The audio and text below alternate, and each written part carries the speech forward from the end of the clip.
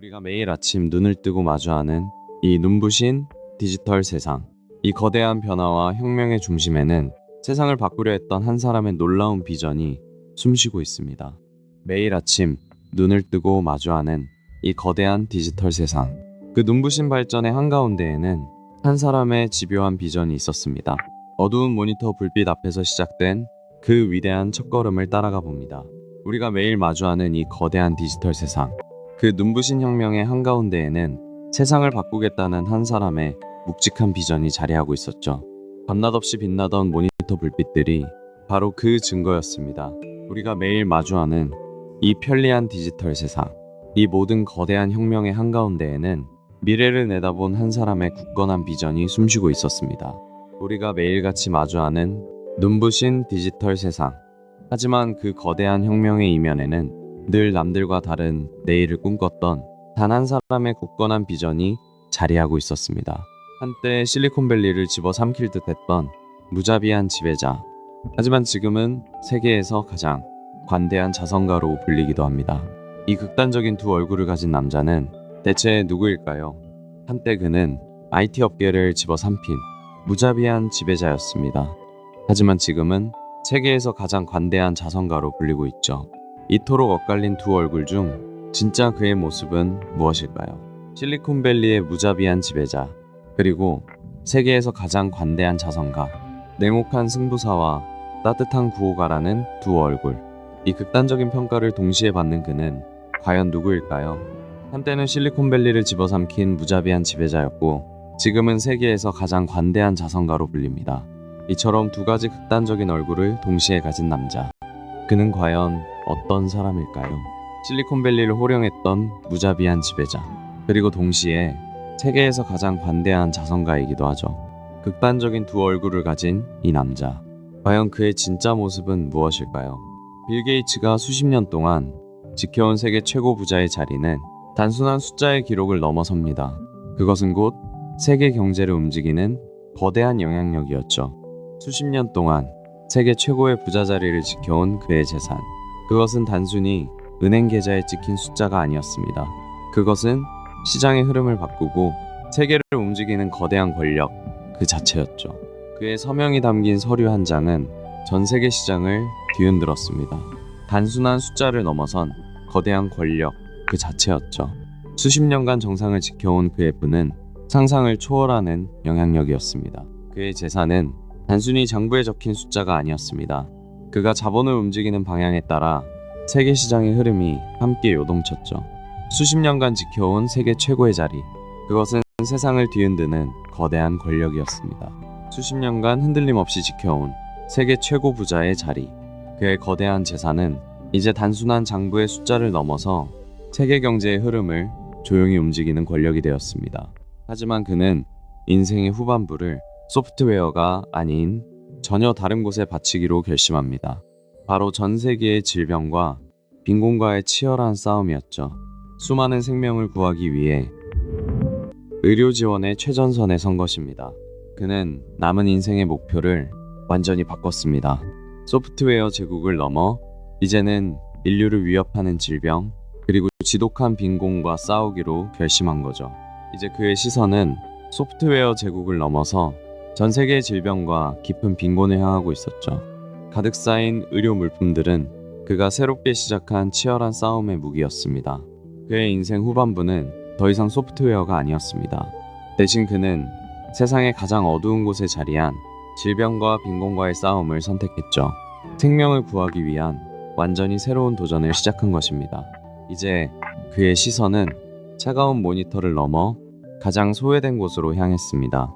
소프트웨어 혁명 대신 질병과 빈곤이라는 거대한 장벽과 맞서며 새로운 싸움을 시작한 것이죠. 이 거대한 역사는 어떻게 시작되었을까요? 시간을 거슬러 1950년대의 시애틀로 돌아가 보겠습니다.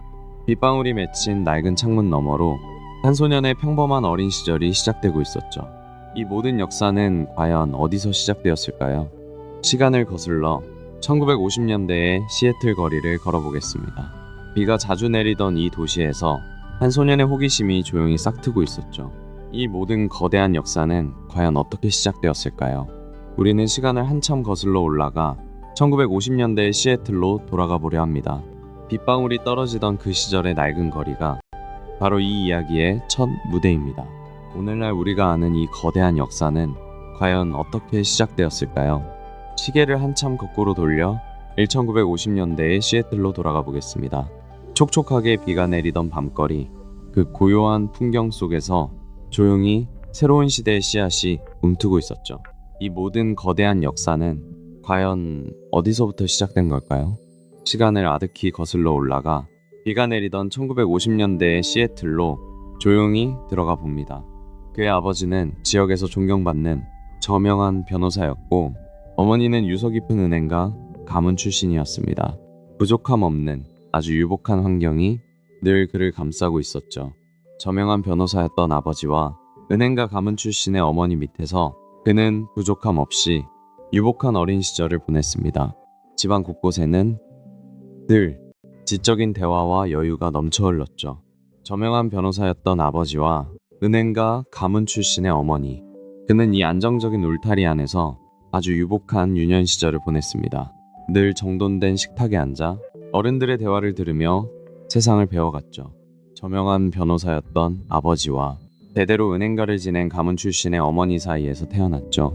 경제적인 부족함 없이 아주 유복하고 안정적인 환경에서 성장할 수 있었습니다. 저명한 변호사 아버지와 은행가 가문 출신의 어머니, 풍족하고 지적인 환경은 그가 세상의 흐름을 예리하게 읽어내는 든든한 밑거름이 되었습니다. 어린 시절부터 그는 남다른 독서광이었습니다. 거실 바닥에 주저앉아 두꺼운 백과사전을 넘기며 세상의 이치에 대해 끊임없이 질문했습니다. 방바닥에 주저앉아 커다란 백과사전을 펼쳐보곤 했죠. 세상이 어떻게 돌아가는지 그 원리가 궁금해서 견딜 수 없었던 겁니다. 쉴 새 없이 질문을 쏟아내는 아이였습니다. 두꺼운 백과사전을 바닥에 펼쳐놓고 작은 손가락으로 글귀를 짚어가며 읽곤 했습니다. 세상이 도대체 어떻게 돌아가는지 그 원리를 찾으려 질문을 던졌죠. 방바닥에 앉아 백과사전을 펼쳐보는 것은 그의 가장 즐거운 일상이었습니다. 세상이 어떻게 굴러가는지 그 원리를 알아내는 것에 푹 빠져 있었죠.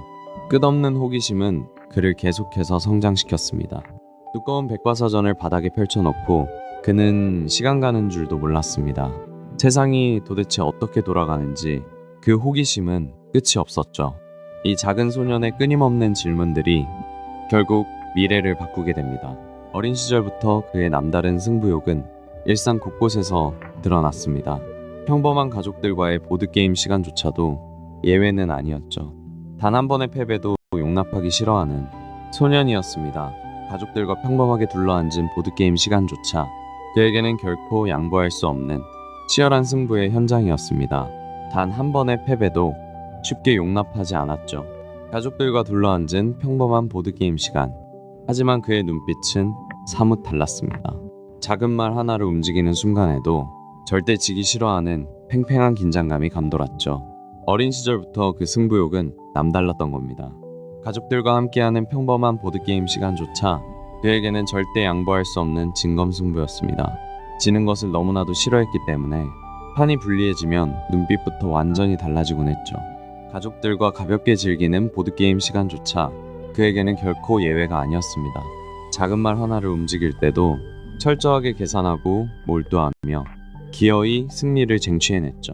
어린 시절부터 논리와 수학에 유독 천부적인 재능을 보였던 이 소녀는 얼마 지나지 않아 자신의 인생을 송두리째 바꿀 특별한 무언가와 마주하게 됩니다. 복잡한 수식들이 적힌 종이 위에서 소녀는 완전히 새로운 세계를 발견했습니다.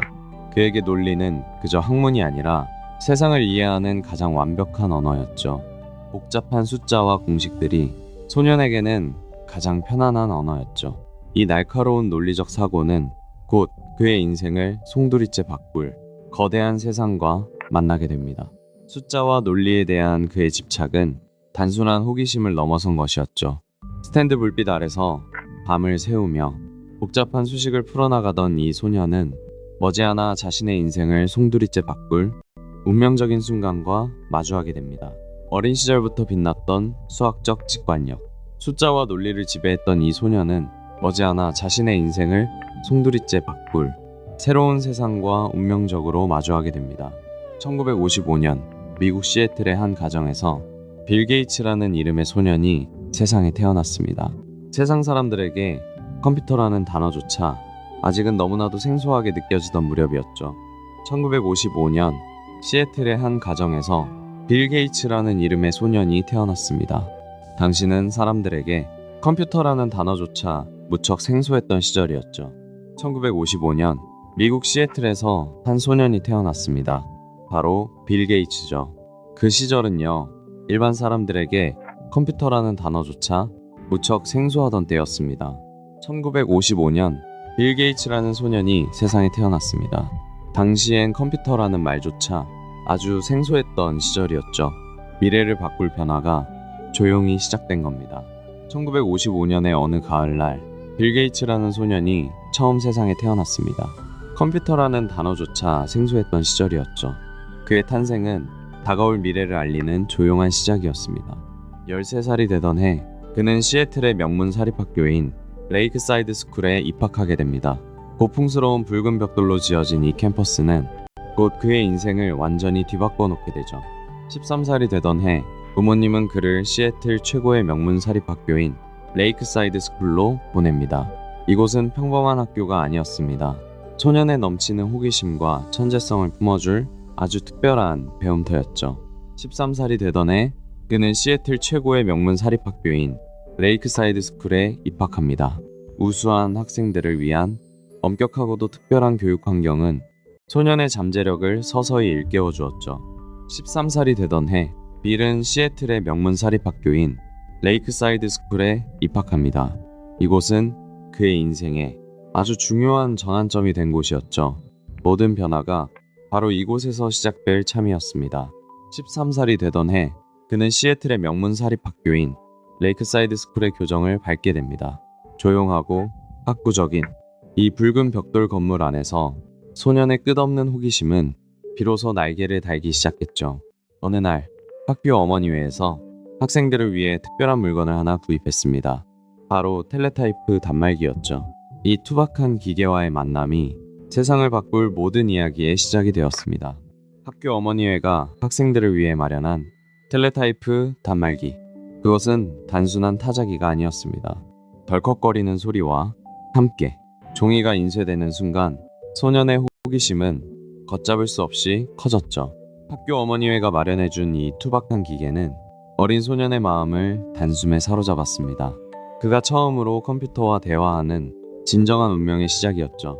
어머니회가 마련해준 이 단말기는 그저 단순한 기계가 아니었습니다. 종이 위로 끝없이 찍혀나오는 코드를 보며 소년은 완전히 새로운 세상에 빠져들었죠. 학교 어머니회가 학생들을 위해 마련한 이 투박한 단말기는 한 소년의 운명을 완전히 바꿔놓게 됩니다. 타자기처럼 생긴 이 작은 기계가 거대한 디지털 혁명의 위대한 출발점이었죠. 어린 소년은 그 거대한 기계에 완전히 마음을 빼앗겼습니다. 화면 너머의 미지의 세계가 그를 부르고 있었죠. 가장 먼저 시도한 것은 빙고판 같은 틱택토 게임이었습니다. 그 낯설고 거대한 기계에 완전히 마음을 빼앗긴 소년은 곧장 머릿속에 떠오른 아이디어를 실행에 옮겼습니다. 바로 컴퓨터를 상대로 직접 대결할 수 있는 간단한 틱택토 게임의 코드를 짜는 것이었죠. 소년은 격자무늬 종이 위에 틱택토 게임의 논리를 하나씩 그려나갔습니다.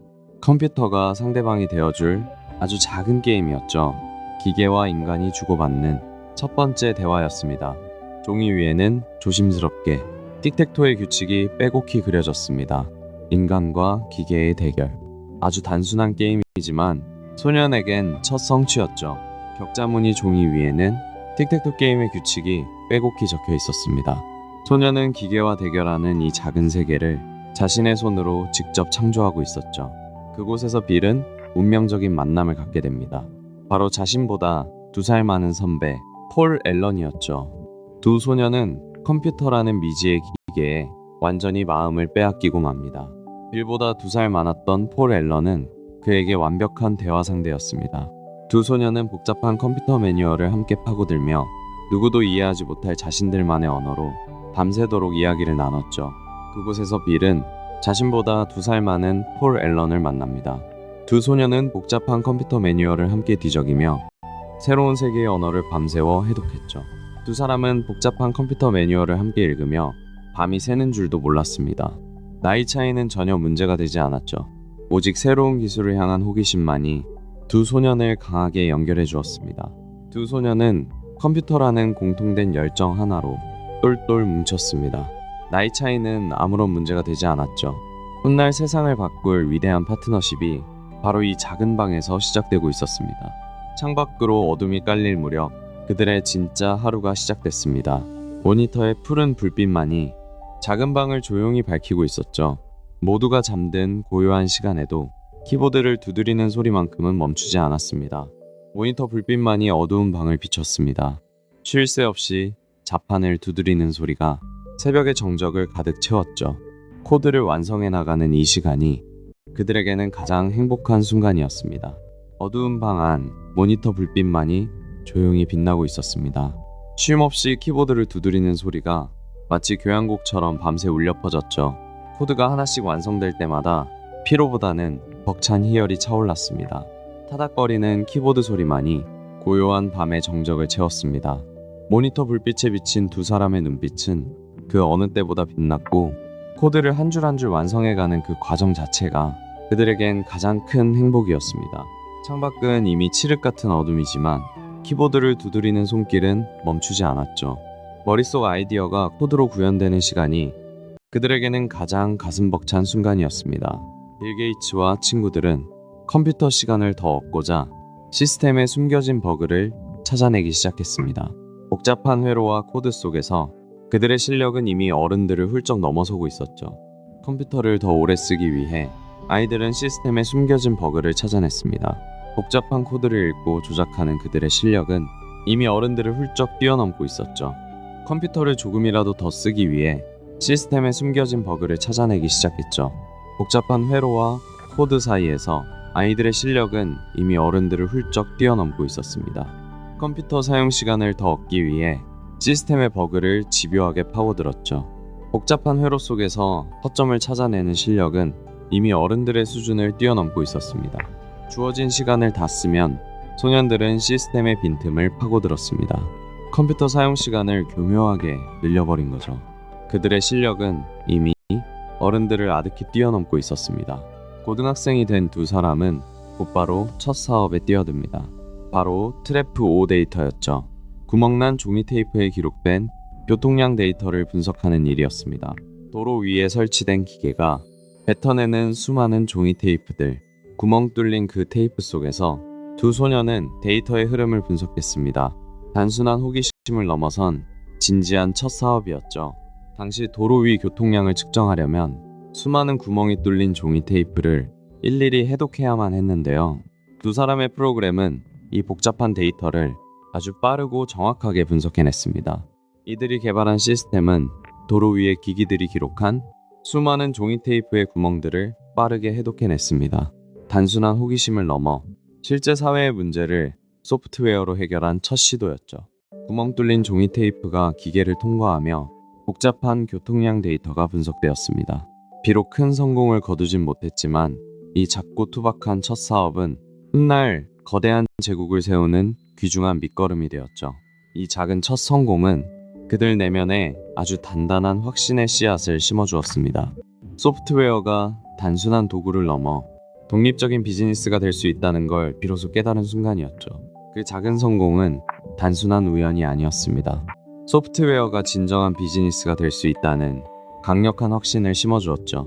이제 새로운 도전을 위해 가방을 챙길 차례였습니다. 이 작은 성공은 그들에게 분명한 확신을 심어주었습니다. 소프트웨어만으로도 훌륭한 비즈니스가 될 수 있다는 사실을 말이죠. 이제 더 큰 무대를 향해 나아갈 채비를 마쳤습니다. 이 작은 성공은 단순한 기쁨으로 끝나지 않았습니다. 그들에게 소프트웨어가 거대한 비즈니스가 될 수 있다는 강력한 확신을 심어주었죠. 이제 두 사람은 더 큰 미래를 준비하기 시작합니다. 이 작은 첫 성공은 그들에게 분명한 확신을 주었습니다. 소프트웨어가 곧 미래의 비즈니스가 될 것이라는 사실을 말이죠. 이제 그들은 더 큰 세상을 향해 가방을 챙기기 시작했습니다. 1973년 청년 빌 게이츠는 마침내 하버드 대학교에 입학하게 됩니다. 부모님은 똑똑한 아들이 훌륭한 법조인의 길을 걷기를 내심 기대하고 있었죠. 1973년 하버드의 붉은 가을이었습니다. 부모님은 그가 훌륭한 법조인이 되기를 간절히 바랐죠. 하지만 그의 마음속에는 이미 다른 세상이 자리 잡고 있었습니다. 하지만 부모님의 기대와는 달리 그의 마음은 이미 다른 곳을 향하고 있었습니다. 두꺼운 법학 서적보다는 복잡한 수학 공식과 컴퓨터의 세계가 그를 강렬하게 끌어당겼죠. 부모님은 아들이 훌륭한 변호사가 되기를 바랐습니다. 그래서 처음에는 법학 예비 과정에 이름을 올렸죠. 하지만 그의 마음은 다른 곳을 향하고 있었습니다. 하지만 법학 수업보다는 수학과 컴퓨터가 있는 곳으로 그의 발걸음은 자꾸만 향하고 있었습니다. 부모님이 정해주신 길을 걷기에 그의 호기심은 너무나도 컸으니까요. 대학에 입학했지만 정해진 시간표와 정규 수업은 그에게 큰 의미가 없었습니다. 텅 빈 강의실의 빈자리처럼 그의 마음은 이미 다른 곳을 향해 있었죠. 짜여진 필수 과목들에는 조금 더 흥미를 느끼지 못했습니다. 그래서 강의실 안 그의 자리는 종종 텅 비어있기 일쑤였죠. 대신 자신이 정말 원했던 수업에만 몰래 찾아갔습니다. 지루한 필수 교양 수업이 진행될 때면 그의 자리는 늘 비어 있었습니다. 대신 자신이 푹 빠져 있던 수학이나 컴퓨터 강의실 뒷자리에만 조용히 모습을 드러냈죠. 정해진 필수 과목 시간엔 빈자리가 그의 몫이었습니다. 관심 없는 수업을 억지로 듣기보다 마음이 이끄는 다른 강의실 뒷자리를 조용히 찾아다녔거든요. 결국 그는 텅 빈 강의실에 공책 하나만 덩그러니 남겨둔 채 발길을 돌리곤 했습니다. 정해진 정규 수업보다는 오직 자신이 열정을 느끼는 컴퓨터와 수학에만 모든 시간을 쏟아부었죠. 기숙사 방에서는 꽤 자주 친구들과 밤새워 포커를 치곤 했습니다.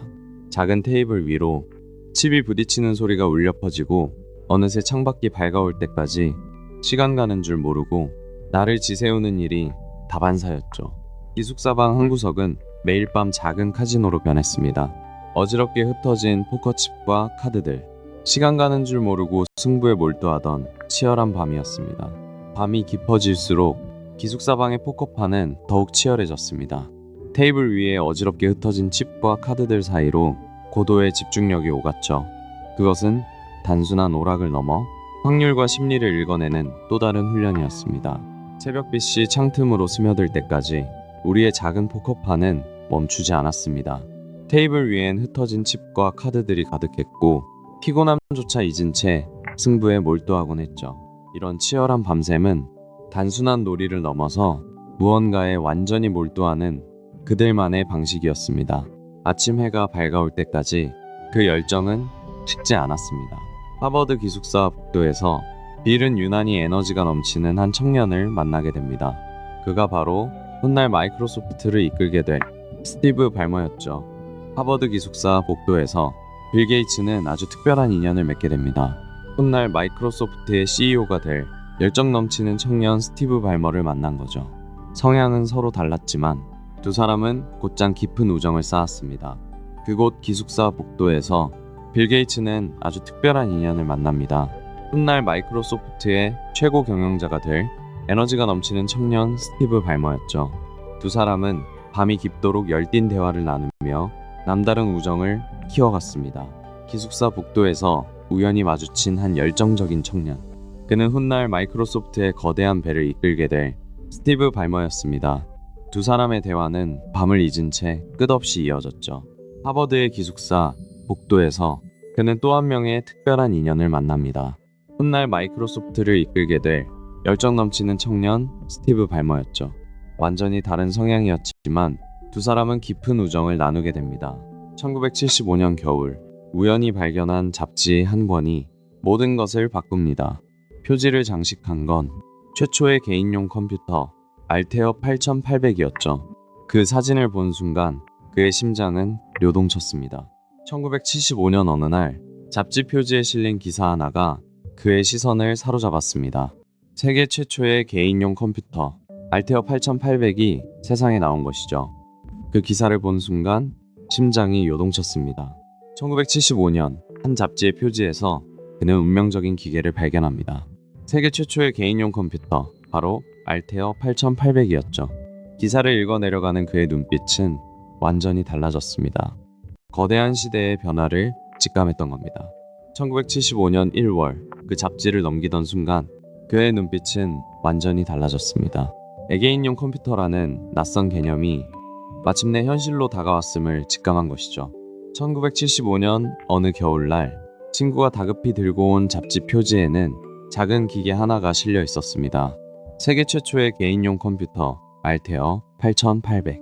그 사진을 마주한 순간 그의 눈빛은 완전히 달라졌죠.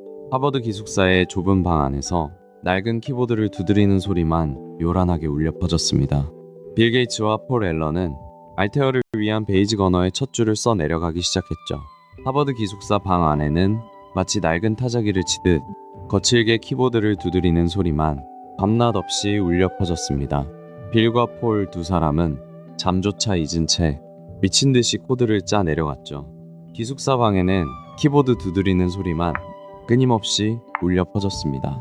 두 사람은 며칠 밤을 꼬박 지새우며 기계가 이해할 수 있는 언어를 한 줄 한 줄 완성해 나갔습니다. 낡고 투박한 키보드 위로 그들의 손가락이 쉴 새 없이 움직였습니다.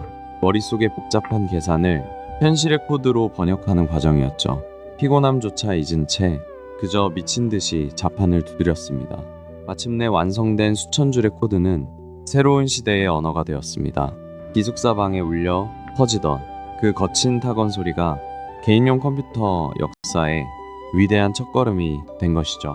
역사적인 첫 소프트웨어 시연은 그야말로 대성공이었습니다. 두 사람은 지체 없이 짐을 꾸려 새로운 무대로 향했죠. 목적지는 알테어 제조사가 위치한 뉴멕시코주의 앨버커키였습니다. 성공적인 시연을 마친 후 그들은 곧바로 짐을 챙겼죠. 끝없이 펼쳐진 사막 고속도로를 달리며 두 청년은 앨버커키를 향해 차를 몰았습니다. 시연은 완벽한 성공이었습니다. 그들은 더 이상 주저할 이유가 없었죠. 두 청년은 곧장 짐을 챙겼습니다. 그리고 알테어가 있는 뉴멕시코의 끝없는 사막길을 달리기 시작했습니다. 시연은 놀라운 성공이었습니다. 이제 두 사람은 작은 차에 짐을 싣고 뉴멕시코의 황량한 사막을 가로지릅니다. 알테어 본사가 있는 앨버커키가 그들의 새로운 무대였죠. 시연은 대성공이었습니다. 이제 두 사람은 알테어를 만든 회사가 있는 뉴멕시코주 앨버커키로 기나긴 길을 떠납니다. 먼지 날리는 고속도로 끝에는 새로운 시대가 기다리고 있었죠. 회사의 규모가 하루가 다르게 커지자 빌 게이츠는 인생을 바꿀 중대한 결정을 내리게 됩니다. 바로 세계 최고의 대학인 하버드를 떠나기로 한 것이죠. 사업의 규모가 하루가 다르게 커지자 그는 중대한 결심을 하게 됩니다.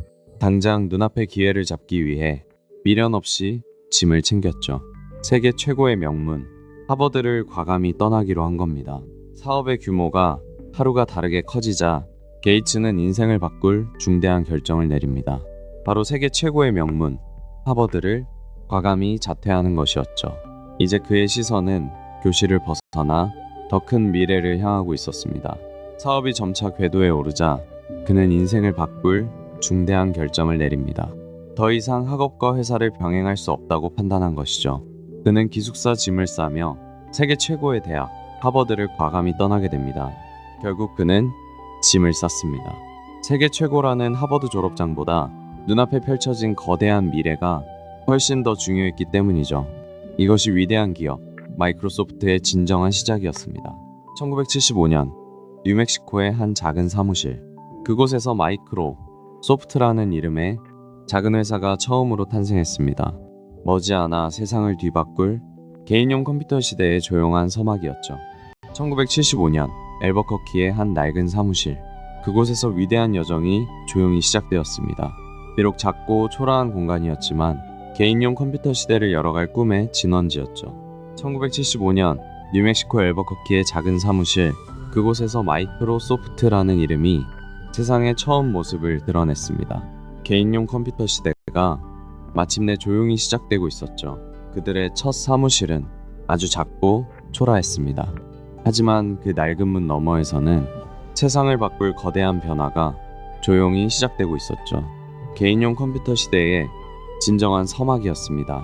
1975년 작은 사무실 문 앞에 낯선 이름 하나가 내걸렸습니다. 바로 마이크로소프트였죠.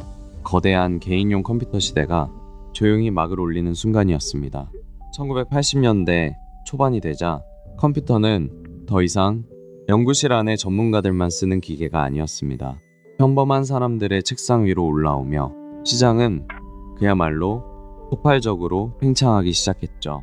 1980년대 초반 컴퓨터는 더 이상 일부 전문가들만의 전유물이 아니었습니다. 일반 사무실의 풍경까지 빠르게 바꿔놓으며 시장은 말 그대로 폭발적으로 팽창하고 있었죠. 1980년대 초반 컴퓨터는 더 이상 소수 전문가들만의 기계가 아니었습니다. 평범한 직장인들의 책상 위에도 하나둘씩 놓이기 시작했죠. 시장은 그야말로 폭발적으로 팽창하고 있었습니다. 사무실 풍경도 빠르게 변해갔습니다. 책상마다 놓인 작은 모니터들은 더 이상 낯선 기계가 아니었죠. 시장은 그야말로 폭발적으로 팽창하고 있었습니다. 1980년대 초반 컴퓨터 시장은 그야말로 폭발적으로 팽창했습니다. 더 이상 소수 전문가들만의 거대한 기계가 아니었죠. 평범한 직장인들의 책상 위에도 컴퓨터가 하나둘씩 자리 잡기 시작했습니다. 1979년 앨버커키를 떠난 마이크로소프트는 두 창업자의 고향인 워싱턴주로 본사를 다시 이전하게 됩니다. 익숙한 푸른 숲과 빗소리 속에서 더 거대한 미래를 구상하기 시작했죠. 앨버커키의 사막을 뒤로한 채 그들은 고향인 워싱턴주로 발길을 돌립니다. 차분하게 비가 내리는 소나무 숲의 풍경 속에서 회사는 더 큰 도약을 향해 조용히 숨을 고르고 있었죠. 워싱턴주의 서늘한 빗방울과 짙푸른 소나무 숲은 그들에게 늘 든든한 마음의 고향이었습니다. 이 차분한 공기 속에서 다음 세대의 기술을 조용히 구상했습니다. 워싱턴 특유의 비 내리는 날씨와 창밖의 짙푸른 상록수림은 오히려 개발에 몰두하기에 아주 좋은 환경이었습니다. 그들에게 이곳은 단순한 고향을 넘어 세계를 향한 완벽한 베이스 캠프가 되어주었죠. 워싱턴주의 촉촉한 소나무 숲은 그들이 가장 편안하게 숨 쉴 수 있는 고향이었습니다. 이곳에 단단히 뿌리를 내린 마이크로소프트는 세상을 바꿀 거대한 도약을 조용히 준비하고 있었습니다. 당시 컴퓨터 업계에는 절대적인 거인 IBM이 있었습니다. 이들은 새로운 개인용 컴퓨터를 만들기 위해 비밀 프로젝트를 시작했죠. 하지만 가장 중요한 핵심, 바로 운영체제가 시급히 필요했습니다. 당시 업계의 거인이었던 IBM은 극비리의 새로운 개인용 컴퓨터 프로젝트를 준비 중이었습니다. 기계는 완성되어 가는데 정작 이를 구동할 운영체제가 시급하게 필요했던 거죠. 당시 업계의 절대적인 거인 IBM은 새로운 개인용 컴퓨터 시장에 뛰어들 준비를 하고 있었습니다. 하지만 그들에게는 이 새로운 기계를 움직일 완벽한 두뇌, 즉 운영체제가 아주 시급하게 필요했죠. 거대한 마천루 안에서 업계의 지배자였던 IBM 수뇌부들은 깊은 고민에 빠져 있었죠. 새로운 개인용 컴퓨터 프로젝트를 서둘러야 하는데 가장 핵심이 될 운영체제가 아직 없었으니까요. 당시 업계의 절대적 거인 IBM은 새로운 개인용 컴퓨터 시장을 장악하기 위해 움직였습니다. 하지만 거대한 프로젝트의 성공을 위해선 기계를 깨울 단 하나의 열쇠, 바로 운영체제가 시급했습니다. 거대한 IBM의 중역들 앞에 앳된 얼굴의 빌 게이츠가 마주 앉았습니다. 커다란 양복을 입은 이 청년은 조금도 주눅들지 않고 당당히 협상에 나섰죠. 헐렁한 양복을 입은 이 청년은 백전노장인 IBM 임원들 앞에서도 조금도 주눅들지 않았습니다. 오히려 그 당돌한 자신감이 임원들의 마음을 사로잡았죠. 산전수전 다 겪은 IBM 임원들은 앳된 얼굴의 이 청년이 내뿜는 당돌한 자신감에 묘한 흥미를 느꼈습니다. 거대한 기업을 상대로도 조금도 주눅들지 않았으니까요. 헐렁한 정장을 입은 25세 청년은 IBM의 거물들 앞에서도 전혀 위축되지 않았습니다. 오히려 그 당돌한 배짱과 확신에 찬 목소리에 베테랑 임원들의 마음이 조금씩 움직이기 시작했죠. 결국 회의실에 앉아있던 노련한 임원들은 이 당돌한 청년의 남다른 배짱에 깊은 인상을 받고 맙니다. 그렇게 세상을 완전히 뒤바꿔 놓을 역사적인 계약이 마침내 성사된 것이죠. 하지만 당시 빌 게이츠 수중에는 정작 IBM에 제공할 운영체제가 없었습니다. 그래서 그는 시애틀의 다른 개발자가 만든 큐도스라는 프로그램에 주목했죠. 빌 게이츠에게는 당장 내놓을 운영체제가 없었죠. 그래서 다른 개발자가 만든 큐도스라는 프로그램에 주목합니다. 단돈 5만 달러에 그 권리를 사들이는 계약서에 서명하게 되죠. IBM과의 약속을 지키기 위해 그는 아주 빠르고 과감한 결정을 내립니다. 다른 개발자가 만든 큐도스라는 프로그램을 단 5만 달러에 사들여 그 권리를 완전히 확보한 것이죠. 결국 게이츠는 이 운영체제에 대한 모든 권리를 단돈 5만 달러에 완전히 사들이는 계약서에 서명합니다. 이 서명 한 번이 소프트웨어 역사를 송두리째 바꿔놓을 결정적인 순간이었죠. 결국 그는 단돈 5만 달러를 지불하고 큐도스의 모든 권리를 사들입니다. 계약서에 남긴 이 서명 한 번이 훗날 엄청난 나비 효과를 불러오게 되죠. 빌 게이츠와 그의 팀은 사들인 운영체제를 IBM 기계에 완벽히 맞추기 위해 밤낮 없이 매달렸습니다. 그렇게 세상의 모습을 드러낸 것이 바로 전설적인 MS-DOS입니다. 마이크로소프트는 이 시스템을 가져와 IBM의 하드웨어에 완벽히 맞도록 세밀하게 수정했습니다. 그 숨막히는 작업 끝에 탄생한 것이 바로 그 유명한 MS-DOS입니다. 빌 게이츠와 팀은 이 운영체제를 IBM 기계에 완벽히 맞도록 철저히 수정해 나갔습니다. 그렇게 세상에 나온 것이 바로 전설적인 MS-DOS입니다. 빌 게이츠와 마이크로소프트는 이 시스템을 IBM 기계에 완벽하게 맞도록 다듬고 또 다듬어 나갔죠. 그리고 마침내 탄생한 것이 바로 세상을 바꾼 전설적인 운영체제 MS-DOS였습니다. 빌 게이츠와 팀원들은 이 운영체제를 IBM 기계에 완벽히 맞추기 위해 다듬었습니다. 그렇게 수많은 수정 과정을 거쳐 마침내 탄생한 것이 컴퓨터 역사상 가장 전설적인 이름, 바로 MS-DOS였습니다. 빌 게이츠의 진정한 천재성은 바로 이 계약서 위에서 빛을 발했습니다. 그는 소스 코드를 완전히 넘기는 대신 오직 사용 권한인 라이선스만을 제공했죠. 빌 게이츠의 진정한 천재성은 바로 이 지점에서 빛을 발합니다. 그는 소프트웨어의 소스 코드를 영구적으로 넘기는 대신 오직 사용 권한, 즉 라이선스만 제공하는 계약을 맺은 겁니다. 빌 게이츠의 진정한 천재성은 바로 이 계약서 조항 하나에서 빛을 발합니다. 그는 가장 핵심적인 소스 코드는 완전히 넘기지 않았죠. 그저 사용할 권리, 즉 라이선스만 빌려주는 아주 영리한 선택을 한 것입니다. 빌 게이츠의 진정한 천재성은 바로 이 계약 방식에서 빛났습니다. 그는 소스 코드를 완전히 넘기는 대신 사용 권한만을 빌려주는 라이선스 계약을 맺은 겁니다. 빌 게이츠의 진정한 천재성은 바로 이 대목에서 빛을 발합니다. 그는 귀중한 소스 코드를 통째로 넘기는 대신 오직 사용 권한, 즉 라이선스만 제공하는 영리한 계약을 맺었죠. 이 결정 하나가 훗날 거대한 제국의 초석이 됩니다. 1981년 마침내 거대한 체급의 IBM PC가 세상에 처음 모습을 드러냈습니다. 출시 직후 시장의 반응은 그야말로 폭발적이었죠. 놀랍게도 그 수많은 컴퓨터의 심장에는 모두 MS-DOS가 뛰고 있었습니다. 1981년 마침내 IBM PC가 세상에 공개되자 시장의 반응은 정말 폭발적이었습니다. 그리고 그 수많은 컴퓨터의 심장에는 바로 MS-DOS가 자리 잡고 있었죠. 1981년 마침내 IBM PC가 출시되자 시장의 반응은 그야말로 폭발적이었습니다. 그리고 불티나게 팔려나간 이 모든 컴퓨터에는 빌 게이츠의 MS-DOS가 기본으로 깔려 있었죠. 1981년 마침내 IBM PC가 세상의 모습을 드러냈습니다. 시장의 반응은 예상보다 훨씬 더 폭발적이었죠. 출하되는 모든 컴퓨터의 화면 속에는 빌 게이츠의 MS-DOS가 빛나고 있었습니다. 1981년 드디어 IBM PC가 세상의 모습을 드러냈습니다. 시장의 반응은 그야말로 폭발적이었죠. 판매된 모든 컴퓨터의 화면 속에는 빌 게이츠의 MS-DOS가 조용히 빛나고 있었습니다. IBM의 성공을 지켜본 다른 제조사들 역시 앞다투어 호황 기종을 쏟아냈습니다. 그 수많은 컴퓨터엔 당연히 운영체제가 필요했죠. 마이크로소프트의 매출은 그야말로 수직 상승하기 시작합니다. 수많은 컴퓨터 제조사들이 IBM 호황 기종을 만들어내기 시작했습니다.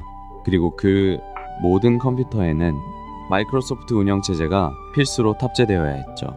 그 결과 매출은 문자 그대로 수직 상승하게 됩니다. 다른 제조사들도 앞다투어 IBM 호환 PC를 만들어냈습니다. 그 수많은 컴퓨터에는 모두 마이크로소프트의 운영체제가 필요했죠. 라이선스 수요가 폭발하면서 회사의 매출은 그야말로 수직 상승했습니다. 수많은 제조사들이 앞다투어 IBM 호환 기종을 쏟아내기 시작했습니다. 그 모든 컴퓨터에 MS-DOS가 탑재되면서 마이크로소프트의 매출은 그야말로 수직 상승했죠.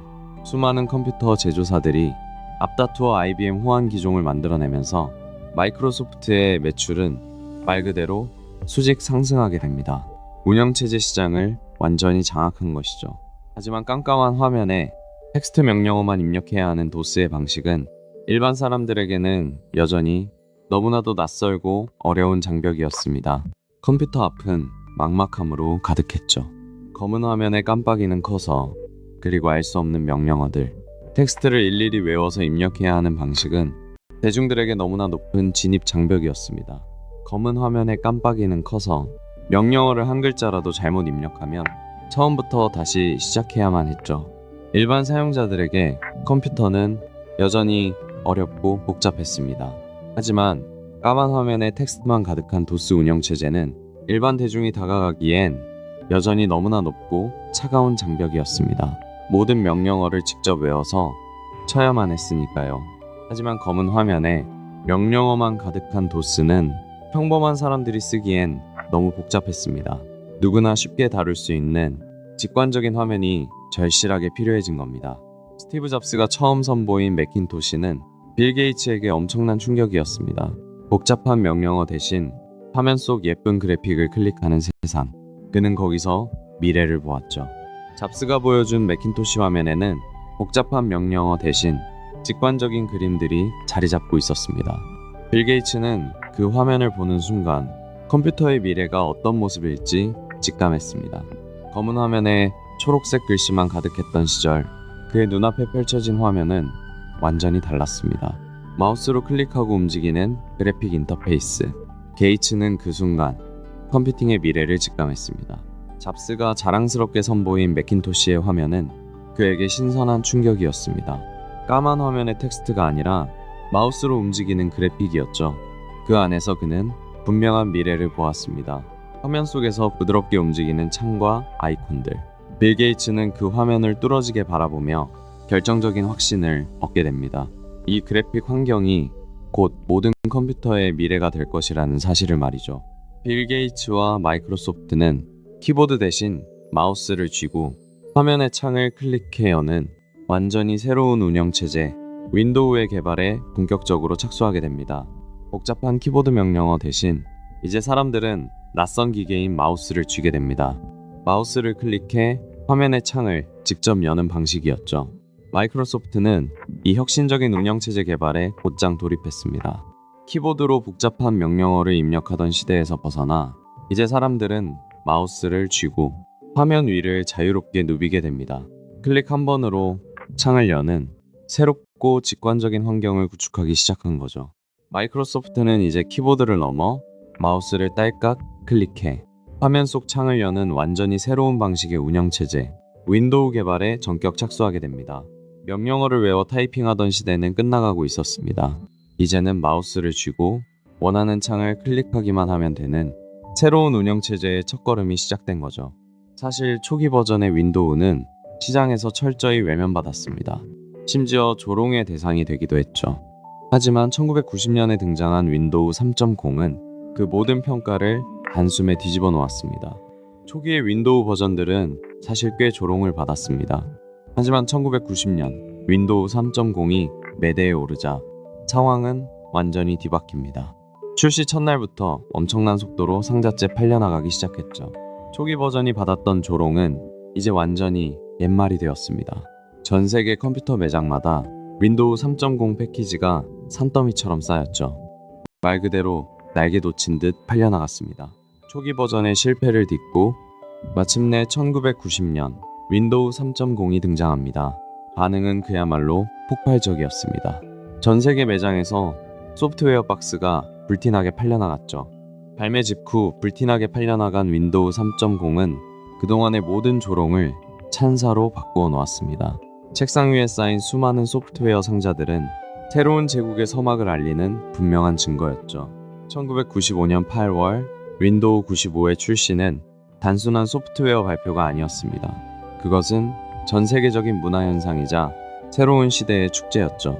자정이 가까워진 도심 거리마다 매장 앞은 수많은 인파로 북적였습니다. 1995년 여름밤, 수많은 사람들이 매장 앞에 진을 치고 밤을 지새웠습니다. 프로그램 하나를 사기 위해 전 세계가 열광했죠. 이것은 새로운 시대를 맞이하는 거대한 문화 현상이었습니다. 매장 밖에는 밤새 줄을 선 사람들의 행렬이 끝없이 이어졌습니다. 컴퓨터 운영체제 하나를 사기 위해 마치 유명 록밴드의 콘서트장처럼 열광하는 진풍경이 벌어진 거죠. 자정이 되기도 전에 거리는 줄을 선 사람들로 가득 찼습니다. 단순한 소프트웨어의 출시가 아니라 새로운 시대에 동참하려는 거대한 축제와 같았죠. 단지 컴퓨터 프로그램을 사기 위해 사람들은 밤을 새워 매장 앞에 줄을 섰습니다. 이것은 단순한 제품 발표가 아니었습니다. 세상의 흐름이 바뀌는 거대한 문화적 현상이었죠. 1995년, 화면 왼쪽 아래에 작게 자리 잡은 아시작 버튼 하나가 모든 것을 바꾸었습니다. 이 작은 버튼의 등장은 누구나 쉽게 컴퓨터를 다룰 수 있는 직관적인 시대의 출발점이 되었죠. 화면 구석의 단추 하나만 누르면 충분했습니다. 이 직관적인 시작 버튼의 등장은 누구에게나 컴퓨터의 문을 활짝 열어주었죠. 그 순간 게이츠는 PC 시대의 확고한 제왕이 되었습니다. 이 작은 버튼 하나가 컴퓨터의 진입 장벽을 완전히 허물어버렸습니다. 클릭 한 번이면 충분했죠. 게이츠는 마침내 소프트웨어 제국의 확고한 제왕이 되었습니다. 마침내 이 작은 시작 버튼을 누르는 순간 컴퓨터는 더 이상 전문가만의 전유물이 아니었습니다. 이 직관적인 변화 하나가 그를 IT 제국의 확고한 제왕으로 만들었죠. 직관적인 컴퓨터의 시대가 활짝 열린 순간입니다. 누구나 쉽게 시작 버튼 하나만 누르면 되었죠. 이 작은 버튼과 함께 빌 게이츠는 IT 세계의 확고한 제왕으로 우뚝 섭니다. 90년대 중반, 전혀 새로운 거대한 물결이 전 세계를 뒤덮기 시작합니다. 바로 인터넷의 등장이었죠. 빌 게이츠는 이 거대한 변화를 단번에 직감했습니다. 거대한 인터넷의 물결이 전 세계를 뒤덮었을 때 게이츠는 직감했습니다. 이것이 단순한 유행이 아님을요. 그는 기업의 방향타를 재빠르게 돌려 모든 역량을 인터넷에 집중했죠. 거대한 인터넷의 물결이 전 세계를 뒤덮기 시작했습니다. 빌 게이츠는 그 변화를 직감하고 단 한순간도 주저하지 않았습니다. 회사의 모든 나침반을 인터넷을 향해 돌려버렸죠. 거대한 인터넷의 물결이 전 세계를 뒤덮기 시작하자 게이츠는 한치의 망설임도 없었습니다. 마이크로소프트라는 거함의 방향을 순식간에 인터넷 중심으로 완전히 돌려놓았죠. 거대한 인터넷의 물결이 세상을 뒤덮자 빌 게이츠는 망설임 없이 회사의 모든 나침반을 외부로 돌렸습니다. 새로운 시대를 맞이하는 가장 결정적인 승부수였죠. 90년대 중반, 인터넷이라는 거대한 물결이 일기 시작했습니다. 당시 웹의 지배자는 넷스케이프였습니다. 하지만 마이크로소프트는 이를 가만히 지켜보지 않았죠. 치열한 브라우저 전쟁에 서막이 오른 것입니다. 마이크로소프트의 반격은 아주 단순하고도 치명적이었습니다. 새로운 윈도우 운영체제 안에 인터넷 익스플로러를 아예 기본으로 끼워 넣은 것이죠. 이 한 번의 결정으로 전세는 순식간에 역전되기 시작합니다. 마이크로소프트의 전략은 아주 파격적이었습니다. 윈도우 운영체제에 인터넷 익스플로러를 기본으로 탑재해버린 거죠. 이 강력한 한 수로 넷스케이프를 거세게 압박하기 시작했습니다. 빌 게이츠의 전략은 아주 단호했습니다. 새로운 윈도우 운영체제 안에 인터넷 익스플로러를 아예 기본 탑재해버린 거죠. 이 결정적인 한 수는 넷스케이프를 완전히 압도하며 치열했던 브라우저 전쟁의 승패를 갈랐습니다. 결국 마이크로소프트는 윈도우에 인터넷 익스플로러를 기본으로 탑재하는 초강수를 둡니다. 이 전략은 완벽하게 적중했고 치열했던 브라우저 전쟁은 마침내 그들의 압승으로 막을 내리게 됩니다. 전 세계 PC의 90% 이상, 그 화면에는 늘 윈도우가 켜져 있었습니다. 거대한 마이크로소프트 제국이 세상을 완벽히 장악한 순간이었죠. 전 세계 PC의 90% 이상이 윈도우로 구동되기 시작했습니다. 단순한 소프트웨어의 성공을 넘어 그야말로 거대한 마이크로소프트 제국이 완성된 순간이었죠. 전 세계 PC의 90% 이상이 윈도우로 구동되는 시대가 열렸습니다. 그야말로 압도적인 마이크로소프트 제국이 완성된 것이죠. 세상 어느 곳을 가도 이들의 영향력을 피할 수는 없었습니다. 전 세계 PC의 90% 이상이 윈도우로 구동되는 시대가 열렸습니다. 끝없이 뻗어나가는 거대한 캠퍼스처럼 마이크로소프트의 영향력은 전 세계의 책상 위를 점령했습니다. 그야말로 절대적인 제국의 완성이었죠. 전 세계 데스크탑의 90% 이상이 윈도우로 구동되었습니다. 그야말로 그 누구도 범접할 수 없는 압도적인 마이크로소프트 제국이 마침내 완성된 순간이었죠. 하지만 권력이 걷잡을 수 없이 커질수록 반발도 서서히 수면 위로 떠올랐습니다. 억눌렸던 경쟁사들은 마이크로소프트의 독점을 본격적으로 비난하기 시작했죠. 하지만 절대적인 권력이 커질수록 그에 따른 견제와 반발도 거세졌습니다. 수많은 경쟁사들은 마이크로소프트가 시장을 부당하게 독점하고 있다며 강하게 비판하기 시작했습니다. 시장을 장악한 권력이 커질수록 그에 따른 견제도 서서히 수위를 높여갔습니다. 위기를 느낀 경쟁사들은 마침내 거대 기업의 시장 독점을 비난하며 본격적인 법적 대응에 나서기 시작했죠. 마이크로소프트의 권력이 커져갈수록 이를 향한 견제와 반발도 거세졌습니다. 수많은 경쟁사들은 불만을 터뜨렸고 거대한 법적 분쟁을 예고하는 서류들이 쌓이기 시작했죠. 하지만 막강한 권력이 생기자 날카로운 견제도 시작됐습니다. 경쟁사들은 그들의 방식이 공정한 시장을 해친다며 거세게 비난하고 나섰죠. 결국 미국 법무부가 칼을 빼들었습니다. 마이크로소프트가 시장의 독점적 지위를 남용해서 공정한 경쟁을 방해하고 있다고 판단한 것이죠. 정부의 강력한 제재가 시작되는 순간이었습니다. 결국 미국 법무부가 전면에 나섰습니다. 마이크로소프트가 압도적인 시장 장악력을 무기로 새롭게 피어나는 공정한 경쟁의 싹을 가차없이 짓밟고 있다고 판단한 것이죠. 결국 미국 법무부가 전면에 나섰습니다. 마이크로소프트가 독점적인 지위를 남용해 공정한 경쟁을 심각하게 방해하고 있다고 미 정부가 공식적으로 판단한 것이었죠. 이는 시장 전체를 향한 강력한 경고였습니다. 결국 미국 법무부가 칼을 빼들었습니다. 그들은 마이크로소프트가 시장의 지배력을 무기로 건강하고 공정한 경쟁을 짓밟고 있다고 판단했죠. 거대한 법적 전쟁이 시작되는 순간이었습니다. 미국 법무부의 판단은 단호했습니다. 마이크로소프트가 거대한 독점력을 무기로 시장의 공정한 경쟁을 가로막았다는 것이었죠. 정부의 본격적인 개입이 시작된 겁니다. 1998년 마이크로소프트의 독주에 제동을 거는 세기의 반독점 소송이 마침내 막을 올렸습니다. 법정에 선 빌 게이츠의 태도는 무척 방어적이면서도 때론 날카롭고 공격적이었죠.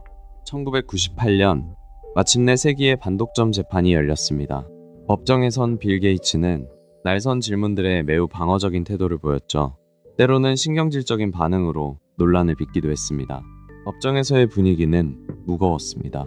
쏟아지는 질문 속에서 그는 단어 하나하나에 예민하게 반응하며 방어적인 태도로 일관했죠. 거대한 제국이 처음으로 흔들리고 있었습니다. 재판이 길어질수록 빌 게이츠를 향한 압박은 더욱 거세졌습니다. 법정엔 날선 질문들이 쉴 새 없이 쏟아졌죠. 그를 짓누르는 무거운 공기만이 가득했습니다. 결국 이 재판은 마이크로소프트와 빌 게이츠에게 가장 뼈아픈 시련으로 남게 됩니다. 법정의 무거운 공기 속에서 그의 제국은 처음으로 흔들렸죠. 공개된 증언 비디오에서 그는 시종일관 모호한 단어를 선택했습니다. 사람들은 진실을 원했지만 화면 속 그의 모습은 무언가를 회피하는 듯했죠. 대중은 그의 그런 태도에서 짙은 오만함을 느꼈습니다. 그는 집요한 질문에 대해 아주 모호한 단어들을 선택했습니다. 마치 단어의 뜻 자체를 모른다는 듯이 답변을 이리저리 피했죠. 이런 오만한 태도는 대중에게 큰 실망을 안겼습니다. 끝없이 이어지는 질문 속에서 그는 의도적으로 모호한 단어들을 선택했습니다. 답변을 회피하는 듯한 그의 태도는 대중들에게 깊은 실망감을 안겨주고 말았죠. 대중은 그의 태도에 크게 실망했습니다. 질문마다 모호한 단어를 선택하며 교묘하게 핵심을 피해갔기 때문이죠. 화면 너머로 전해진 그의 모습은 그저 오만해 보일 뿐이었습니다. 결국 공개된 증언, 비디오는 대중에게 큰 실망을 안겼습니다. 모호한 단어로 책임을 회피하는 듯한 그의 태도 때문이었죠. 평생 쌓아온 굳건한 신뢰가 크게 흔들리는 순간이었습니다. 재판부의 결론은 아주 단호했습니다. 기업의 독점 행위가 결과적으로 기술의 혁신을 가로막았다는 것이었죠. 새로운 경쟁자의 등장을 억누르며 소비자의 정당한 선택권마저 빼앗았다고 판단했습니다. 법원은 마이크로소프트의 이러한 행위가 시장의 기술 혁신을 심각하게 가로막았다고 보았습니다. 무엇보다 소비자들에게서 다른 브라우저를 선택할 정당한 권리를 빼앗았다는 점을 지적했죠. 결국 재판부는 단호한 결론을 내렸습니다. 마이크로소프트의 이러한 관행이 시장의 기술 혁신을 가로막고 소비자의 선택권을 심각하게 제한했다는 것이었죠. 재판부의 결론은 아주 단호했습니다. 마이크로소프트의 독점적 행위가 결국 새로운 기술 혁신을 가로막았다는 것이죠. 또한 소비자가 더 나은 제품을 선택할 권리마저 빼앗았다고 판단했습니다. 결국 재판부의 판단은 단호했습니다. 마이크로소프트의 독점적 행위가 시장의 건강한 기술 혁신을 가로막고 소비자의 자유로운 선택권을 크게 훼손했다고 결론 지은 것입니다. 1심 법원이 내린 판결은 마이크로소프트에게 참혹한 선고였습니다. 회사를 두 개로 완전히 쪼개라는 강제 분할 명령이었죠. 이는 빌 게이츠의 평생에 걸친 노력들이 한순간에 무너질 수도 있는 최악의 위기였습니다. 기나긴 법정 공방 끝에 1심 법원은 마이크로소프트를 두 개의 회사로 강제 분할하라는 충격적인 판결을 내립니다. 빌 게이츠의 경영 인생을 통틀어 가장 어둡고 참혹한 위기였습니다. 1심 법원의 판결은 너무도 가혹했습니다. 거대한 제국 마이크로소프트를 두 개의 회사로 분할하라는 명령이었죠. 빌 게이츠가 평생을 바쳐 이룩한 성과가 산산조각 날지도 모르는 최악의 절망적인 위기였습니다. 법원의 1심 판결은 무척 가혹했습니다. 회사를 두 개로 완전히 쪼개라는 명령이었죠. 자신이 세운 제국이 반토막날 위기 앞에서 게이츠는 그야말로 최악의 순간을 맞이합니다. 결국 법원은 마이크로소프트를 두 개 기업으로 강제 분할하라는 충격적인 1심 판결을 내립니다. 수십 년간 쌓아온 거대한 제국이 반으로 쪼개질지도 모르는 창사 이래 가장 어둡고 뼈아픈 위기였습니다. 길고 치열했던 항소심 끝에 최악의 상황이었던 회사의 강제 분할은 간신히 피할 수 있었습니다. 하지만 그 과정에서 오고 간 합의의 대가는 결코 가볍지 않았습니다. 기나긴 항소전 끝에 최악의 사태인 강제 분할은 간신히 피할 수 있었습니다. 하지만 지루한 합의 과정을 거치며 회사는 이미 크나큰 상처를 입은 뒤였죠. 승자 없는 상처뿐인 결과였습니다. 기나긴 항소심 끝에 회사가 산산조각 나는 최악의 사태는 막았습니다. 하지만 뼈아픈 합의서에 서명하는 순간 그는 결코 지워지지 않을 깊은 내상을 입게 되죠. 길고 고통스러운 항소심 끝에 최악의 사태인 회사 분할은 간신히 막아냈습니다. 하지만 그 대가로 맺은 합의는 결코 가벼운 것이 아니었죠. 회사는 막대한 상처를 떠안아야만 했습니다. 긴 법정 공방과 항소 끝에 최악의 사태였던 강제 분할은 간신히 피할 수 있었습니다. 하지만 그 합의 과정에서 회사는 결코 지울 수 없는 큰 상처를 떠안아야만 했죠. 2000년 빌 게이츠는 마침내 중대한 결정을 내립니다. 자신의 분신과도 같았던 CEO 자리에서 조용히 물러나기로 한 것이죠. 오랜 동료인 스티브 발머에게 경영을 맡기고 스스로 짐을 챙기기 시작했습니다.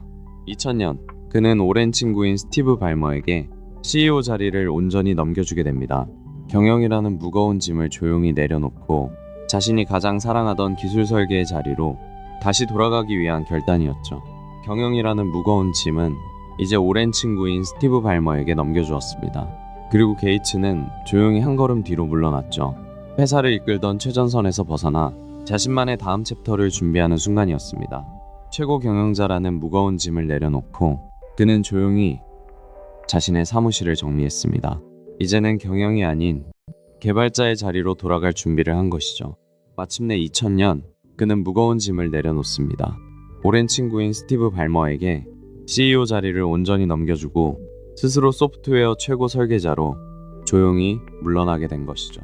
길고 긴 독점 금지 재판이 남긴 상처는 너무나도 깊었습니다. 그의 명성에는 돌이킬 수 없는 타격이 가해졌죠. 매일 아침 쏟아지는 차가운 언론 보도 속에서 그는 더 이상 젊고 빛나는 혁신가가 아니었습니다. 독점 판결을 둘러싼 길고 고단한 재판은 그가 평생 쌓아온 명성에 깊은 상처를 냈습니다. 세상을 바꾸던 젊은 혁신가의 모습은 사라지고 매일 아침 차가운 비판과 날선 기사들만이 그의 곁을 무겁게 맴돌았습니다. 독점 재판의 여파는 생각보다 훨씬 뼈아팠습니다. 한때 혁신을 상징하던 젊은 영웅의 모습은 어느새 차가운 독점 기업가의 이미지로 굳어지고 있었죠. 대중의 싸늘한 시선은 큰 상처가 되었습니다. 세상을 바꾼 젊은 혁신가. 하지만 끝없는 재판과 쏟아지는 비판 기사들은 찬란했던 영웅의 이미지를 산산조각 내버렸습니다. 이제 사람들은 그를 다르게 부르기 시작했죠. 길고 지루했던 재판은 결국 그의 명성에 아주 깊은 상처를 남겼습니다. 사람들은 더 이상 그를 젊고 혁신적인 영웅으로만 보지 않았죠. 시대의 상징은 그렇게 차가운 현실의 벽 앞에서 빛을 잃어가고 있었습니다.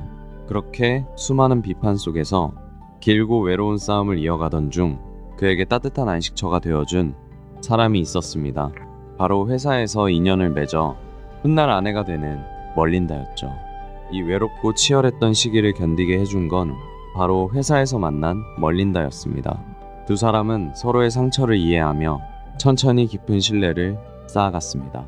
가장 치열했던 법적 공방과 세상의 차가운 시선 속에서 그가 무너지지 않도록 지탱해준 사람은 바로 아내 멀린다였습니다. 둘은 복잡한 일상을 벗어나 조용한 산책을 하며 서로에게 의지했습니다. 끝없는 경쟁과 압박 속에서 그녀는 그가 중심을 잃지 않도록 돕는 조용하지만 단단한 지지대였습니다.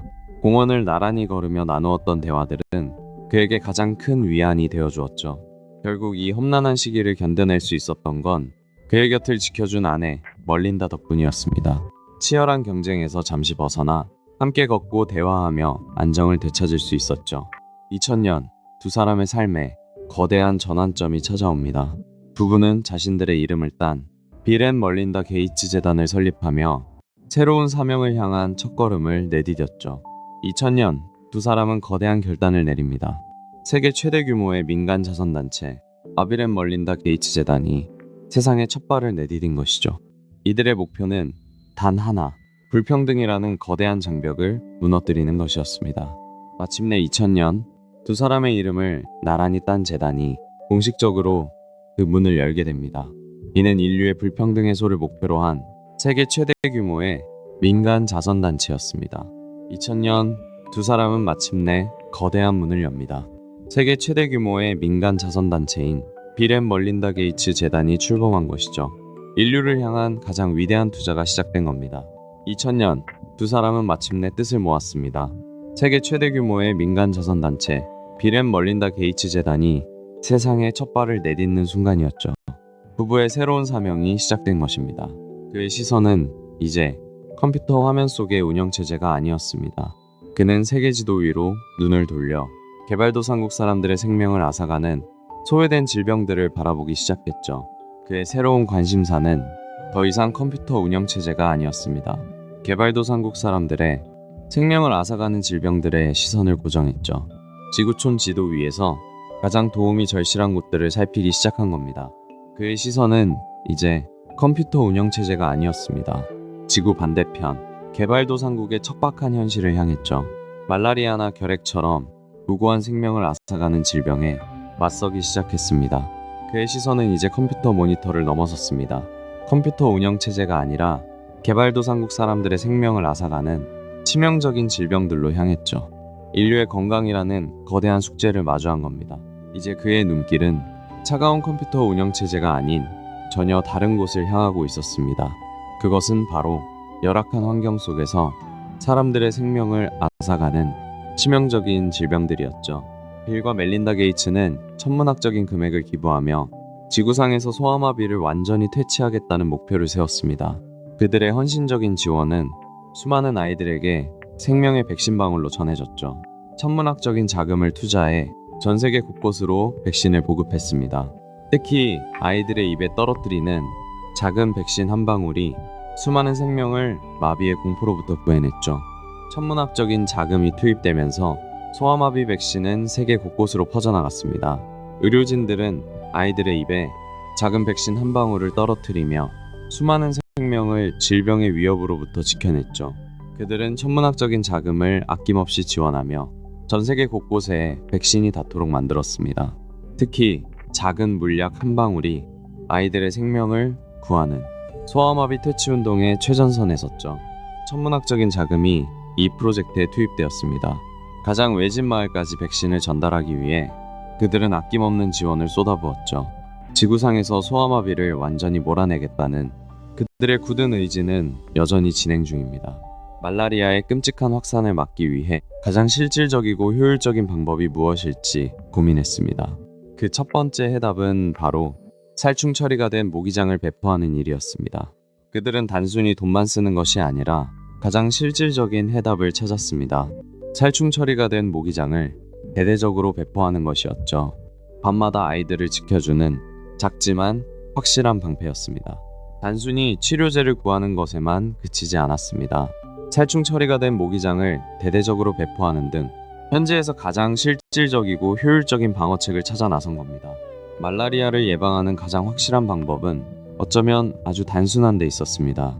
바로 살충 처리가 된 모기장을 각 가정에 보급하는 것이었죠. 비용 대비 가장 실질적이고 강력한 해결책이었습니다. 말라리아를 막기 위해 그들이 선택한 것은 거창한 기술이 아니었습니다. 살충 처리가 된 모기장을 배포하는 것. 이것이 가장 실질적이고 효율적으로 생명을 구하는 방법이었죠. 절친한 친구인 워런 버핏과 함께 그는 역사적인 약속을 준비합니다. 전 세계 억만장자들이 자신의 재산 절반 이상을 기부하도록 독려하는 기빙 플래지 운동의 시작이었죠. 절친한 친구인 워런 버핏과 함께 그들은 위대한 약속을 세상에 내놓습니다. 전 세계 억만장자들이 재산의 절반 이상을 기꺼이 사회에 환원하도록 이끄는 운동이었죠. 절친한 벗인 워런 버핏과 뜻을 모은 그는 전 세계의 수많은 억만장자들을 직접 만났습니다. 그리고 재산의 절반 이상을 기꺼이 사회에 환원하자고 설득했죠. 두 사람은 세계 곳곳의 부호들을 직접 만나며 나눔의 가치를 함께하자고 설득했습니다. 단순히 재산을 내놓는 것을 넘어 더 나은 미래를 위한 거대한 연대를 제안한 것이죠. 절친한 친구인 워런 버핏과 함께 그들은 새로운 나눔의 지평을 열었습니다. 전 세계의 수많은 억만장자들이 자신의 재산 절반 이상을 기꺼이 사회에 환원할 수 있도록 끊임없이 대화하며 진심 어린 설득을 이어갔습니다. 안전한 식수와 화장실 부족 문제는 전 세계 빈곤층의 생명을 위협하는 심각한 과제였습니다. 이를 해결하기 위해 그는 배설물을 깨끗한 식수로 바꾸는 놀라운 기계 개발에 투자했죠. 매년 수많은 생명을 위협하는 식수와 위생 문제를 해결하기 위해 그는 아주 놀라운 아이디어에 주목했습니다. 바로 배설물을 정수해 완벽하게 맑고 깨끗한 식수로 바꾸는 혁신적인 기기였죠. 배설물이 불과 몇 분 만에 완벽하게 깨끗한 식수로 바뀌는 기적. 그는 이 혁신적인 처리 기술에 직접 투자했고 자신이 먼저 그 물을 마시며 기술의 안전성을 증명했습니다. 놀랍게도 이 혁신적인 기계를 거치면 오염된 배설물조차 투명하고 깨끗한 물로 바뀝니다. 안전한 식수를 얻는 동시에 인류의 오랜 위생 문제까지 함께 해결하는 셈이죠. 오염된 물과 화장실 부족은 수많은 생명을 위협하는 심각한 문제였죠. 이를 해결하기 위해 배설물을 깨끗한 식수로 바꾸는 놀라운 기계까지 개발해냈습니다. 가장 절박한 곳에 희망을 마시게 한 겁니다. 최근 그는 인류가 직면한 가장 심각한 위기로 기후변화를 강하게 경고하고 있죠. 단순한 경고를 넘어 이를 해결할 청정에너지 기술에 자신의 막대한 자본을 직접 투자하기 시작했습니다. 그는 단순한 경고에 그치지 않습니다. 끝없이 펼쳐진 태양광 패널처럼 실질적인 해결책을 찾기 위해 청정에너지 기술에 막대한 자본을 투자하고 있죠. 최근 그는 기후변화가 인류가 직면한 가장 심각한 위기라고 경고합니다. 말로만 그치지 않고 차세대의 청정에너지 기술을 개발하는데 막대한 자본을 직접 투자하고 있죠. 최근 그는 기후변화가 가져올 미래를 경고하며 적극적인 행동에 나서고 있습니다. 화석연료 대신 태양광과 같은 청정에너지 기술에 막대한 자본을 쏟아붓고 있죠. 단순한 수익 창출을 넘어 인류의 생존이 걸린 투자라고 강조합니다. 그는 기후변화의 심각성을 거듭 경고해왔습니다. 이제 그의 막대한 자본은 지속가능한 청정에너지 기술에 집중되고 있죠. 인류의 미래를 위한 가장 확실한 대비책인 셈입니다. 코로나19 사태가 전 세계를 덮치기 훨씬 전부터 그는 이미 다가올 미래를 보고 있었습니다. 치명적인 전염병의 대유행이 인류의 가장 큰 위협이 될 것이라고 강력하게 경고했죠. 코로나 사태가 터지기 훨씬 전이었죠. 그는 눈에 보이지 않는 바이러스가 세상의 가장 큰 위협이 될 거라고 거듭해서 경고했습니다. 단순한 우려가 아니라 미래를 꿰뚫어본 통찰이었습니다. 코로나 사태가 세상을 덮치기 훨씬 전부터 그는 눈에 보이지 않는 위협을 경계했습니다. 전염병 대유행이 곧 닥칠 거라며 반복해서 강력한 경고를 남겼죠. 눈에 보이지도 않는 아주 작은 미세 바이러스가 그 어떤 핵무기보다도 더 파괴적인 위협이 되어 전 세계의 평범한 일상을 한순간에 송두리째 멈추게 할 것이라고 말입니다. 결국 그의 불길한 예측은 안타깝게도 현실이 되었습니다. 코로나19라는 전대미문의 위기 속에서 그가 남겼던 수많은 경고들은 우리에게 뼈아픈 교훈으로 다가왔죠. 2020년 빌 게이츠는 마침내 중대한 결정을 내립니다. 자신이 직접 세우고 키워낸 마이크로소프트의 이사회에서 완전히 물러나기로 한 것이죠. 길었던 동행의 마침표였습니다.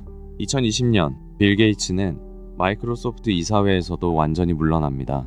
평생을 바쳐 키워낸 자신의 피조물과 진정한 의미의 이별을 고한 순간이었죠. 빈 의자가 남겨진 회의실은 한 시대의 막이 내렸음을 말없이 보여주었습니다. 2020년 그는 마침내 마이크로소프트 이사회에서도 완전히 물러납니다. 자신이 직접 일궈낸 거대한 제국과 온전한 작별을 고하는 조용한 순간이었죠. 그가 떠난 빈자리는 이제 새로운 리더들의 몫이 되었습니다. 2020년 그는 마이크로소프트 이사회에서도 완전히 물러납니다. 평생을 바쳐 키워낸 자신의 분신과도 같은 곳이었죠.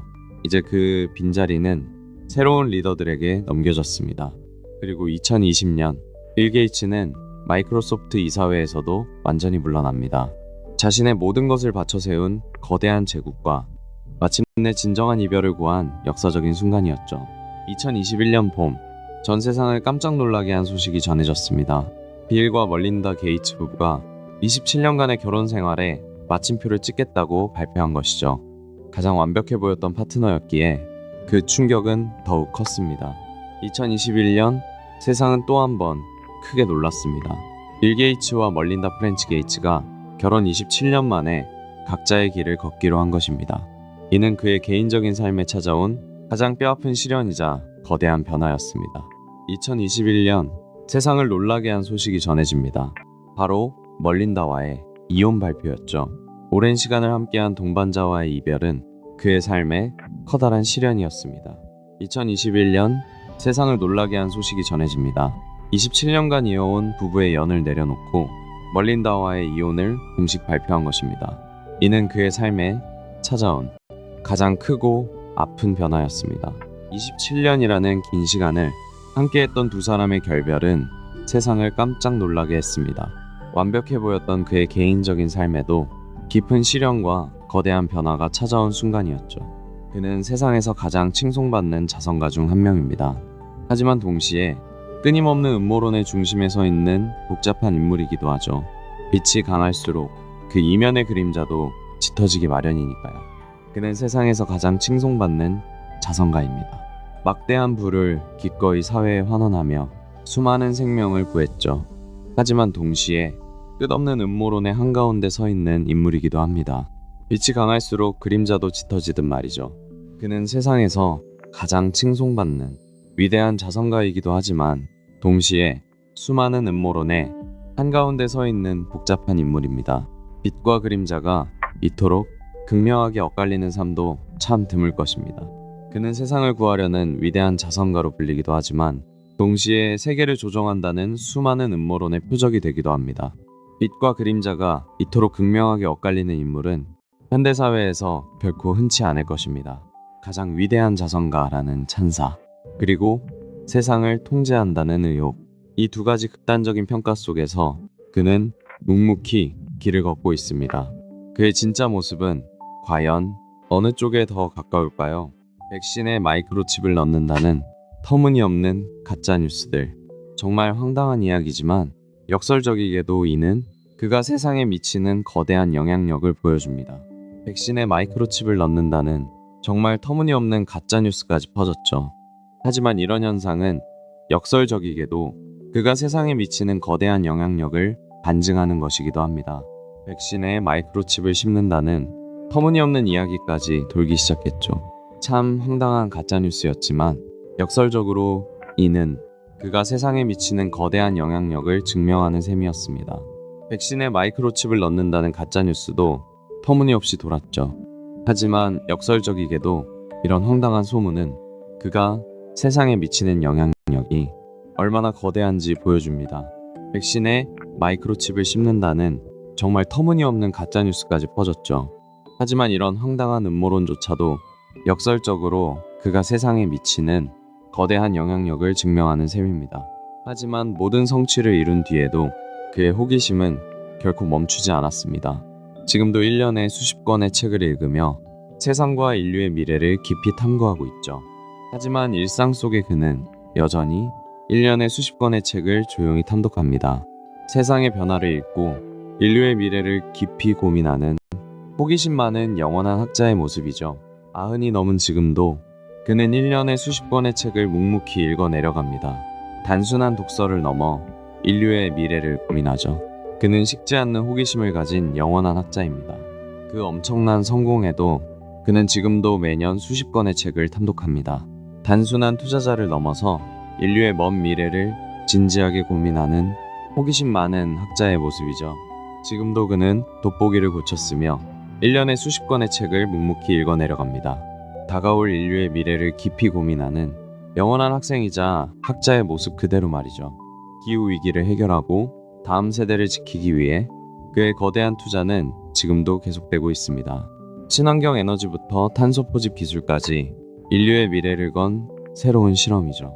차세대 원자력 발전부터 공기 중의 탄소를 직접 포집하는 기술까지 인류 최대의 위협인 기후변화를 막기 위해 그의 거대한 투자와 실험은 지금도 계속되고 있습니다.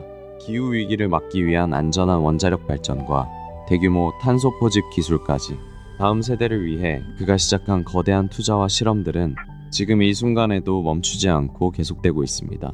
질병 퇴치라는 목표를 넘어 이제 그는 지구의 내일을 바라봅니다. 친환경 에너지와 탄소 포집 기술 등 다음 세대를 위한 거대한 투자와 실험은 지금 이 순간에도 멈추지 않고 계속됩니다. 그의 시선은 이제 더 먼 미래를 향해 있습니다. 차세대 원자력과 탄소 포집, 그리고 거대한 친환경 인프라까지 인류의 내일을 위한 치열한 실험과 투자는 지금 이 순간에도 계속되고 있습니다. 냉혹한 독점주의자라는 날, 선 비판도 분명 존재합니다. 하지만 그가 없었다면 어땠을까요? 오늘날처럼 누구나 책상 위에 컴퓨터를 두고 쓰는 세상은 우리가 아는 것보다 훨씬 늦게 찾아왔을지도 모릅니다. 물론 피도 눈물도 없는 독점주의자라는 비판도 분명 존재합니다. 하지만 그가 없었다면 누구나 컴퓨터를 쓰는 세상은 훨씬 더 늦게 찾아왔을 겁니다. 그의 야망이 곧 기술의 촉매제가 된 셈이죠. 냉혹한 독점주의자라는 비판도 있지만 그가 없었다면 어땠을까요? 우리 모두의 책상 위에 컴퓨터가 놓이는 일은 아마 지금보다 훨씬 늦어졌을 것입니다. 그는 기술 대중화의 시계를 크게 앞당긴 사람이었으니까요. 때론 냉혹한 독점주의자라는 비판도 피할 수 없었죠. 하지만 그가 없었다면 우리 책상 위마다 놓인 개인용 컴퓨터의 시대는 훨씬 더 늦게 찾아왔을지도 모릅니다. 냉혹한 독점주의자라는 비판도 존재합니다. 하지만 그가 없었다면 지금처럼 누구나 컴퓨터를 사용하는 세상은 아마 훨씬 늦게 찾아왔을 것입니다. 그의 거대한 자산은 단순히 숫자로 남지 않았습니다.